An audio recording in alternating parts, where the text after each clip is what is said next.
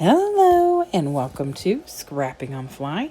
My name is Kristen and this is 30 Days of Sketches with Christy's Beautiful Life, Series 14. And today, day 28 of our exclusive sketches is by Bev Lewis. It is 2 pictures and a bunch of hexagons. I do only have 1 picture, but I'm going to make it work with a cut apart or tags or something like that. And I am using the Simple Stories School Life collection because the picture is of my son at school. I have 3 full sheets of paper from this collection. Maybe 2. No, I have 3. And then I have this framed out paper. I have my white background paper that I'm going to use. I have a handful of things from this ephemera bit, but really it's just 4 or 5 things and then a bunch of scraps. And then I have the 12 by 12 sticker sheet, and I've already pulled a couple of things off there I was pretty sure I want to use. And then I have this die cut for the hexagons, and I'm going to use my scraps up for that. And other than that, I'm just hoping to kind of stick close to the sketch because I really like it. So I've got my papers, my embellishments, my die, and this fabulous picture, as well as the sketch. So let's see how this goes. So I am magic, and I made all those in the snap of a finger. I cut away so y'all did not have to watch me play with my Big Shot and cut a bunch of hexagons. I used every size that I had on the die cut that I got. And I think these came from Amazon. I'm pretty sure the Paper Snob sent me a link that had hexagons, diamonds, and triangles. Probably for sure triangles because she knows I hate them. And I think that's why she actually sent it to me. And so I was excited to have the die cuts for the hexagons because a lot of sketches will call for things like that. And I was having to use my Cricut, which isn't a problem, but I haven't turned my Cricut on in months. So, no judgment.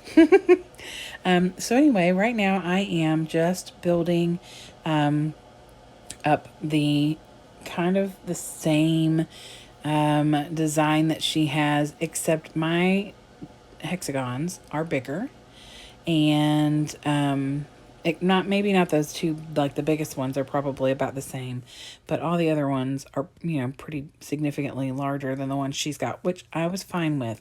I really wanted that one with the books on there to be larger because the picture is my son reading a book to his class, and so I wanted to make sure I added any kind of book embellishment or paper that I had, and that was a cut apart that was already cut up a little bit, and so it was perfect for me to use and make a hexagon with just the books on the shelf.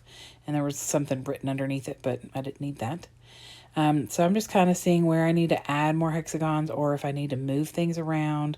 I don't want, 2 hexagons that are exactly the same right next to each other. So I'm trying to move those around. And I've got a bunch of those little light colored ones with the pom-pom things, as well as quite a few of the ones with the stars. So I'm trying to move them around to where they're not right next to each other. I think that I end up with one that is right next to each other, but it's fine because it's mostly tucked up underneath. There it is. So now it is finished, and I am thrilled with the way that it looks. I'm going to cover this big hole right here with the picture. And it was printed with a white mat on it already. And for the most part, you can see where the matting is because most of that picture is covered on top of a hexagon.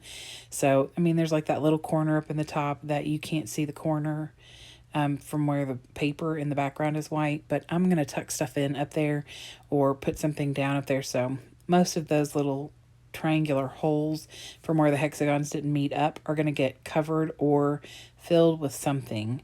So I just start putting some embellishments on here after I get the picture and the tags down. I decided to use these 2 tags. My thought process was to use a cut apart, but the cut aparts that I had left in this collection, they didn't really fit what I wanted to say, and this Shine Bright seemed to fit best, and I thought I would double it up with another tag that had something on it that I didn't feel like I would ever use, and so I just matted it that way so it would stand out a little bit. And so I just start putting the embellishments on here. Like I put the apple in that big whole gap up at the top and that hitting the books. Because like I said, my son was reading a book to his classmates, which was a miracle because he did not read to his classmates or to his teacher or anyone the year before in kindergarten. He was very stubborn and he did not want to read to them. And like a week into school, I got a video from his first grade teacher and he was reading to his entire class and just giddy about it, and it was the most moving picture video. I had to do a screenshot, so I had the picture to document. Mind you, he's in ninth grade, so he's in high school now. So but he just adored that teacher, had her for 3 different years, which was great because she changed his life. And so I just, this picture means so much to me. I wanted to make sure it was titled something really fitting about, how smart he was and how brave he was and how grateful I really was, because of his teacher. So there's like a little sticker at the bottom says I'm the teacher's pet, which is absolutely true, still is. And then like there's one on there that says let's learn, getting schooled, and I put like a little book embellishment on there. Like I said, I was trying to kind of fill some gaps.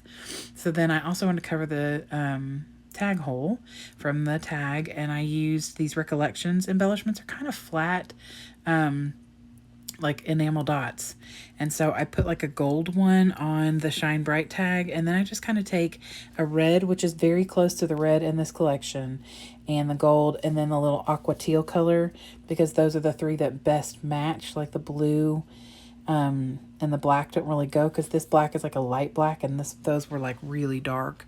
So I just kind of scatter those in places that there was like a little triangle or a little hole, and I'd put just a little dot there just to kind of fill in.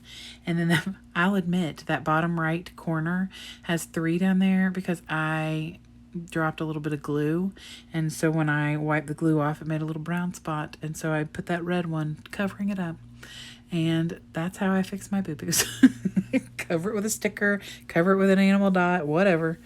So here is the final result of my layout. I love that die cut because it makes it look like I stitched all around those.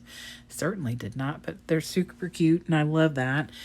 And it doesn't fully punch a hole there, so it's not like you got all those little bits and pieces. I love that too. So anyway, I hope that you all enjoyed this video. I would love it if you'd give me a thumbs up if you did like my video and or my layout. I would love it if you'd subscribe if you haven't already. I do appreciate all of my subscribers and all of you who just hang out with me. I just love scrapbooking and I enjoy doing it with other people. So I hope you all have a great day. I hope you get a chance today to do something you love with someone you love, and happy scrapping.